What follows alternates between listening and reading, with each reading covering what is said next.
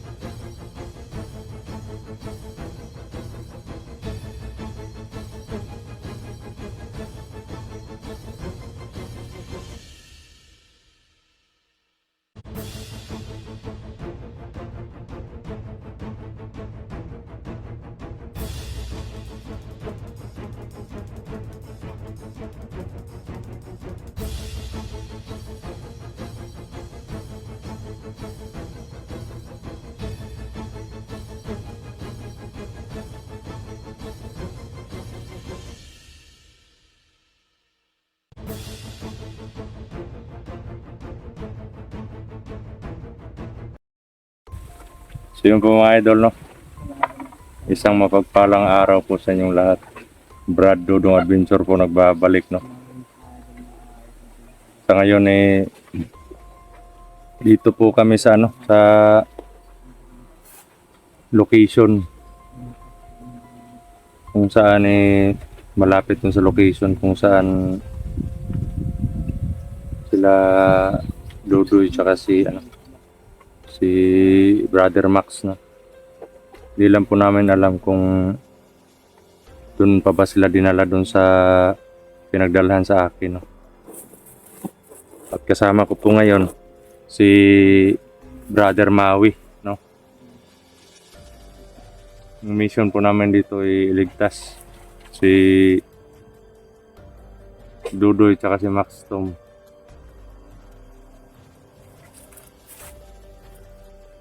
At yun, si si Janet sa si DJ at si Riven umuwi muna, pero hanapin po daw sila ng paraan para makabalik, para makatulong din sa rescue. So sa ngayon tatry po namin lahat na makakaya namin para kay Max Tom at kay Bunso Dudoy, no? Hindi po basta-basta yung nasa kamay tayo ng kalaban, pero kahit kailan po hindi po natin sinasadya na mapunta tayo sa kamay nila, no? Kaya kahit anong gawin natin pag-iingat, yun nga yung sinasabi ko palagi, na kahit anong katangian meron tayo, hindi pwede na wala tayong kahinaan, no? So yun mga idol, yan si Maui kasama natin yan, no? Kami lang pong dalawa ngayon mga idol.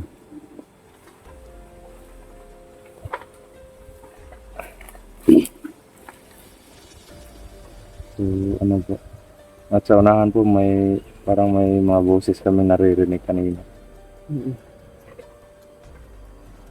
At yun, sa kapatid natin na isang bayani din, maraming salamat sa binigay mo na yung backpack. Bro, maraming salamat bro. At sa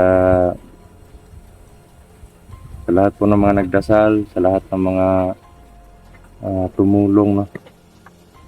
Maraming salamat po sa inyo. Nawalan man tayo ng anting-anting, nawalan man tayo ng yung mga katangian, pero yung fighting skill at fighting spirit, lalong-lalo na po yung gabay ng Panginoon, hindi po mawawala sa atin yan. Kaya laban lang po tayo at sisiguraduhin po namin na gagawin namin lahat para maligtas lang yung mga kapatid namin na nasa kamay ng kalaban. Hindi po namin sasayangin yung sakripisyo na nagawa nila, no? Para sa pagligtas sa akin. Kasi wala naman kahit sino ginusto yung nangyari sa Oo. kanila. Wala. Hindi. Oo, wala namang may gusto nun. Talagang nasa ano lang talaga yun. Kumbaga, panahon ba na Nasa sitwasyon tayo ng mahirap. sa gipitan.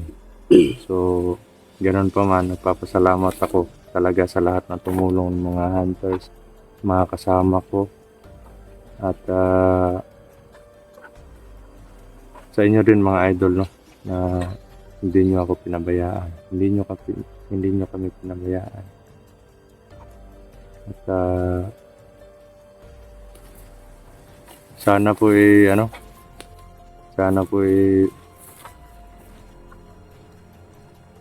walang masamang nangyari sa kanila.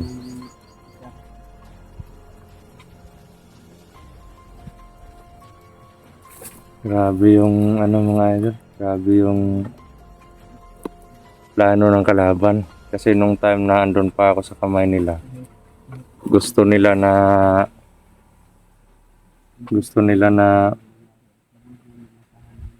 kunin yung anting-anting ko, tapos kailangan na lahat ng mga hunters maano nila yung simpatya ng ibang hunters para iisahin lang nila kami pagpatay lahat, no? Yun yung problema doon. Na sobrang lala po ng plano nila, no, para sa mga hunters. At isa pa doon sa plano nila na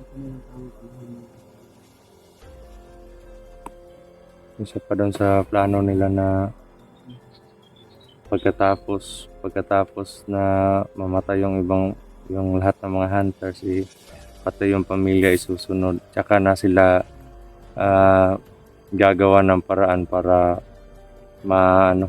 hindi lang sa kabundukan yung masakop nila. Hindi naman lahat ng kabundukan ay may mga kalaban katulad nila, pero may mga talaga mga kabundukan na sobrang dami talaga nila, mga critical. At yun yung gusto nila na sakupin, no? At may mga din ang nasa likod nila, yung mga terorista. Kaya sobrang delikado. Hindi lang yung buhay ng mga hunters, kundi pati na yung bayan natin, no? Yeah. Gagawin lang po namin lahat, makakaya namin mga idol, para mapigilan sila, no, at makuha yung mga kapatid natin. So bro? Kailangan natin umabante. Dahan-dahan tayo. Kailangan natin Ano yun? Doblihin yung pag-iingat natin. Oo nga. So,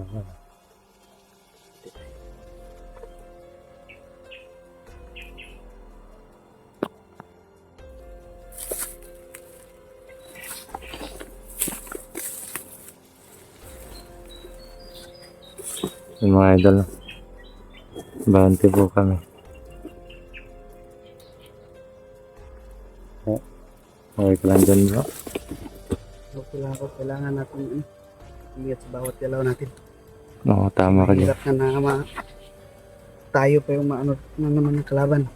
Saka alam naman natin na Kailangan tayo ng mga kapatid natin. oo, ay oras na kailangan tayo ng kapatid natin. Doble ingat lang tayo.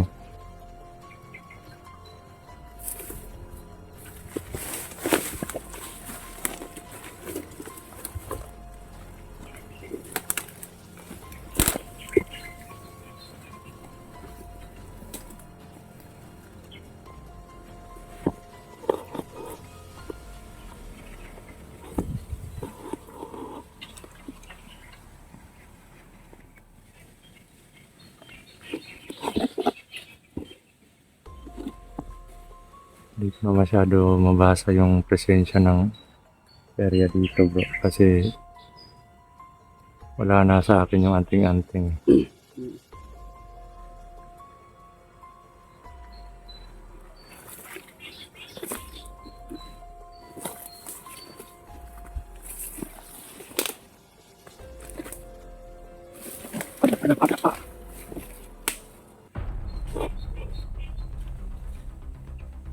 Buti ko na nakakalaban mga ito.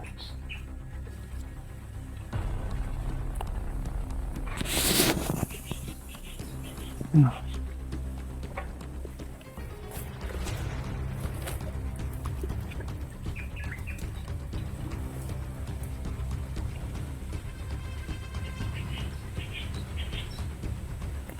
May mga baril sila bro. Oo nga eh. Mahaba yung baril nila.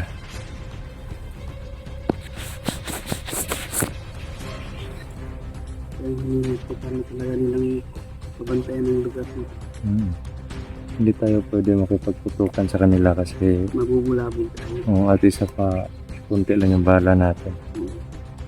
So gagamit tayo ng matinding strategy kung kaya natin yung silent kill.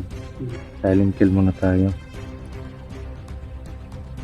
So wala din akong itak, naiwan dun sa agaw ni Widal yun. At yung kamagong, hindi pa pwede yung dalahin, di ba? Kasi hindi pa tapos yung ritual dun. Kailangan tapusin na muna natin yung ritual sa paggamit natin ng kamagong kasi alam naman natin na isa din yun sa mga Ano ni Medallion na Oo. isang kalaban na pwedeng kahinaan niya. So anti tayo.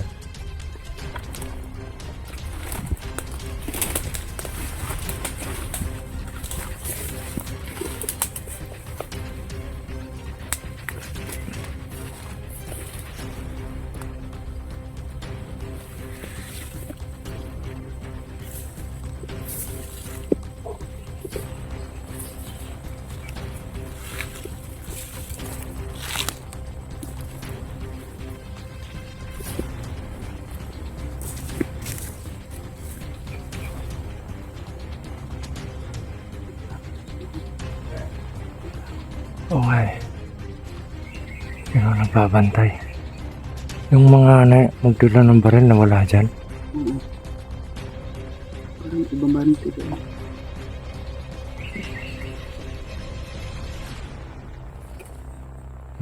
Magsasolve yung isa.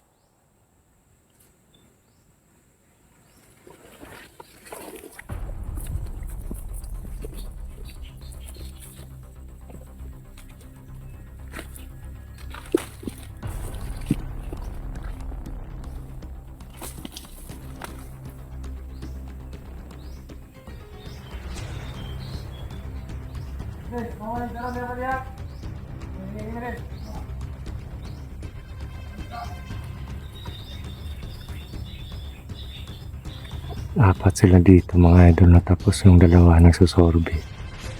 May isa doon. At may isa din dito.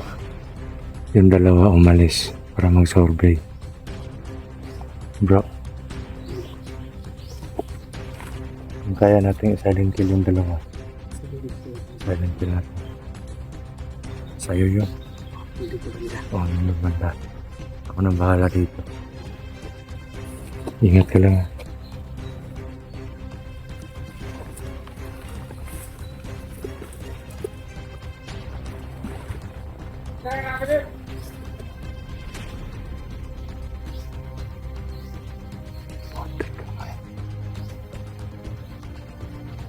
Titirahin ni Maui yung andon sa likod niyan, yun o. Ito po dyan. Ako nang bahala dun sa isa.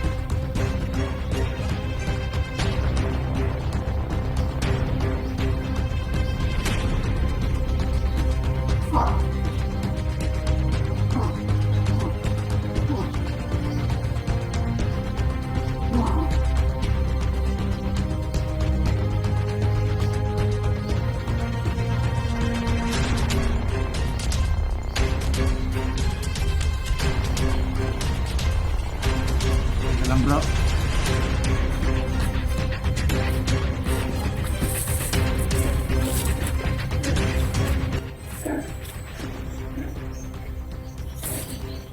Doon tayo banda. Pinalabas ko lang yung galit ko.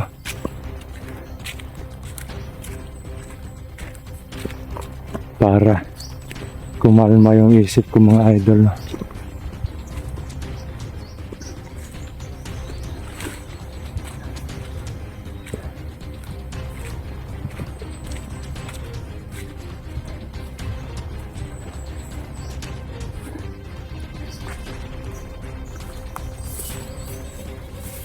Bakit masakit pa rin yung ulo ko pag ano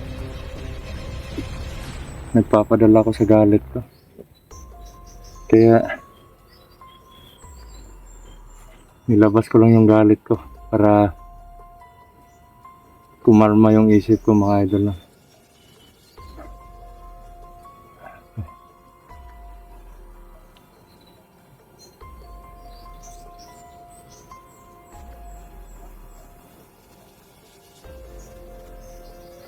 Okay ka lang bro. Sinabi bro. Dinilitan mo ng liig. Oo. Grabe ka naman. Dito dapat tagal sa mundo. Oo. Ganyan mga tao. Tama ka dyan bro. Kasi ang dami na nilang napipermisyo. Lalo-lalo na ng mga kapatid natin.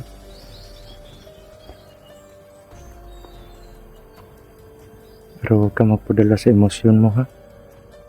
Kasi liligtas pa natin sila. Kaya ko nang kontrolin yung galit na yun.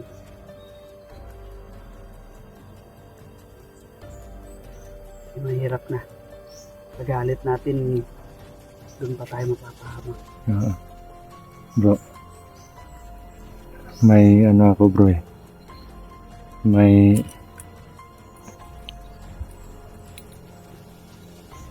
nung isa kanina, yung aura niya parang kilala ko eh. Yung tindig niya, tsaka yung parang Yung nag-survey kanina. oo, parang kilala ko yun eh. Hindi ko lang Hindi mo lang masigurado. Oo, hindi ko lang masigurado.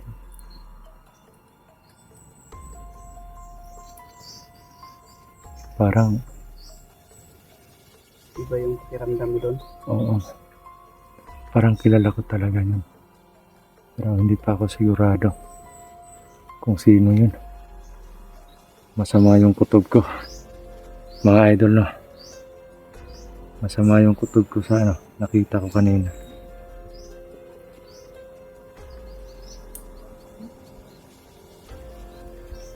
Postura niya talagang siya eh. Hindi pa ako sigurado.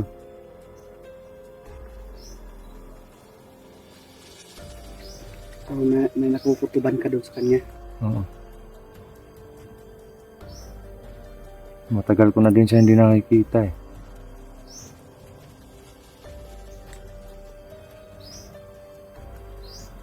Ano kaya ano? Kung siya man yon, ano kaya ang dahilan? Bakit bumalik siya dito sa bundok? Pero, hindi bale. Malalaman din natin yan.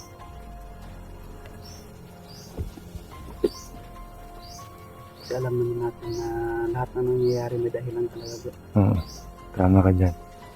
Kasi example na yung nangyari sa buhay ko. Mhm. Lahat na nangyari sa buhay ko may dahilan talaga.